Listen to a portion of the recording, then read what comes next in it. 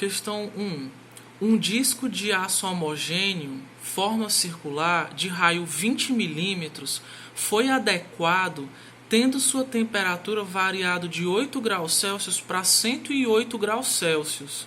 Determine a dilatação superficial do disco. E aí está pedindo para usar aqui, né, como coeficiente de dilatação linear 1,5 vezes 10 a menos 5 e π como 3,14. Vamos lá.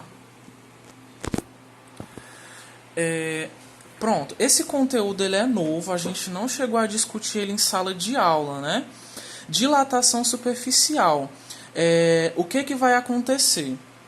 A dilatação superficial ela vai trabalhar a questão do aumento, né, da área dos objetos, tá certo? Na semana passada a gente trabalhou a dilatação linear, que trabalha simplesmente o aumento, a variação de crescimento do comprimento do objeto. A dilatação superficial, que é o assunto dessa semana, ela trata da dilatação da área do objeto. Como essa questão está falando de um disco, né, no formato de circular, a gente vai aprender agora a calcular essa variação de área, tá certo? Vamos aqui. A formulazinha para a gente encontrar a dilatação superficial é ΔS igual ao S inicial, que é a área inicial do objeto, vezes o coeficiente de dilatação superficial, que a gente representa pela letrinha beta, vezes a variação de temperatura, tá certo? Aí, olha só, a questão disse que esse objeto de aço circular, ele tem um raio de 20 milímetros.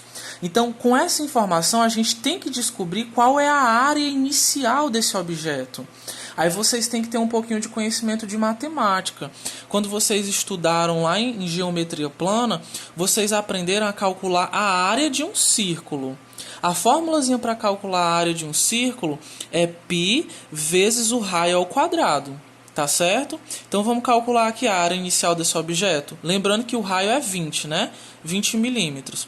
Então vai ficar 3,14 no lugar do π, que a questão mandou usar, vezes o raio, que é 20, e esse raio ele fica ao quadrado. Vamos primeiro resolver essa potência. Então vai ficar 3,14 vezes 20 ao quadrado é 20 vezes 20. Vai dar 400, tá certo? E aí vai ficar, eu vou utilizar aqui a calculadora. Olha só, 3,14 vezes o 400 vai dar exatamente 1.256. Então, essa é a área inicial desse disco, né? 1.256 milímetros quadrados.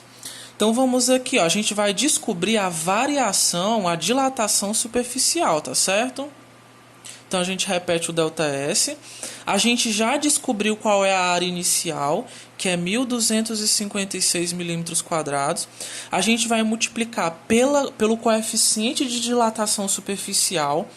Galera, se vocês tiverem assistido a videoaula, vocês vão ver lá que esse coeficiente de dilatação superficial, ele é 2 vezes o coeficiente de dilatação linear. Portanto, o valor desse beta vai ser 2 vezes esse coeficiente aqui de dilatação superficial, 1,5 vezes 10 a menos 5. Resolvendo aqui, para ficar mais simples, 2 vezes 1,5 é 3. E aí repete a potênciazinha de base 10. Então a gente vai trazer isso aqui para cá, ó, no lugar do beta. 3 vezes 10 a menos 5. Vezes a variação da temperatura. A questão disse que variou de 8 para 108. Então a variação foi de 100, não é verdade? De 8 para 108 variou 100. Então pronto, ó, o nosso cálculo está montado, tá certo? Vamos fazer aqui, ó. Vai ficar, a gente pode multiplicar aqui esse por esse, e a gente vai repetir essa potência de base 10, ou eu gosto de fazer dessa outra forma. Eu vou transformar esse 100 em potência de base 10, e vou trabalhar só com esses dois números. Vou fazer aqui a multiplicação. Ó, 1.256 vezes 3 ficou 3.768. Então, 3.768. A potência de base 10 eu vou repetir. Esse 100 eu vou transformar em potência de base 10. Fica 10 elevado a 2, não é? Porque tem dois zeros. Aí vamos continuar aqui, ó. Eu vou repetir esse. Como é que vai ficar essas duas potências de base 10? Vamos lá, matemática básica. Se a base é igual, a gente repete a base. Como está multiplicando, a gente tem que somar os expoentes. Quanto é menos 5 mais 2? Vou escrever bem aqui, ó. Menos 5 mais 2. Sinais diferentes, joguinho dos sinais. Subtrai os números. Se eu tenho 5 e 2, a subtração é 3. E conserva o sinal de quem é maior. 5 é maior que 2, então eu tenho que conservar o sinal dele. Tá certo? Então o expoente aqui vai ser menos 3. Olha só, para finalizar, quando a gente tem um expoente negativo, o que, que a gente vai fazer com o número? Andar casas para a esquerda, tá certo? Então, se o número é 3768, andando, a vírgula é como se ela estivesse aqui, ó.